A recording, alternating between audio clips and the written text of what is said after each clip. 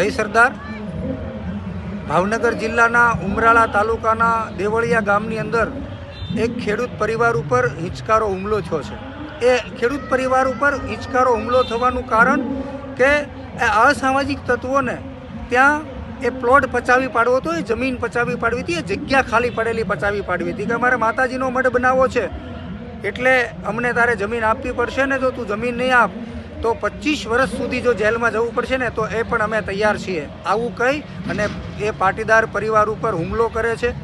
એટલું જ નહીં પરંતુ જ્યારે પાટીદાર પરિવાર ઉપર હુમલો કરે છે ત્યારે એમના ધર્મપત્નીને ગળાપચી દબી અને 2 લાફા પણ મારવામાં આવે છે. ત્યાંથી એ અસામાજિક અને લુખ્ખાઓને સંતોષ નથી થતો.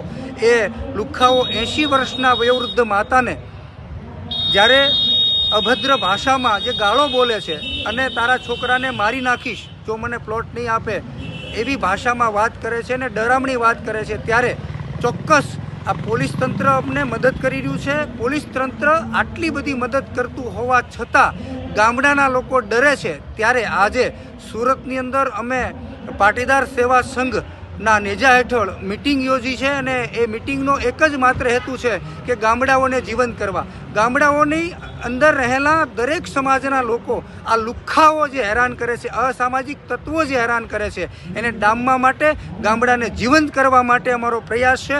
પોલીસ તંત્ર ખૂબ મદદ કરી રહી છે. ત્યારે મારી સૌને વિનંતી છે કે જ્યારે કોઈ પણ સમસ્યા ઊભી થાય, કોઈ પણ ગામડાની અંદર સમસ્યા ઊભી થાય ત્યારે એકજૂટ થઈ, દરેક સમાજ એકજૂટ થઈ કોઈ વૈમનસ્યતા ઊભી કરવાનું ને ઝેર જે ઉકસાવવાનું કામ કરતા હોય, જે ઝેર ભરવાનું કામ કરતા હોય એ લોકોને ડામીને અસામાજિક લુખ્ખાઓ સામે એકજૂટ થઈને લડવું જોઈએ. જય સરદાર.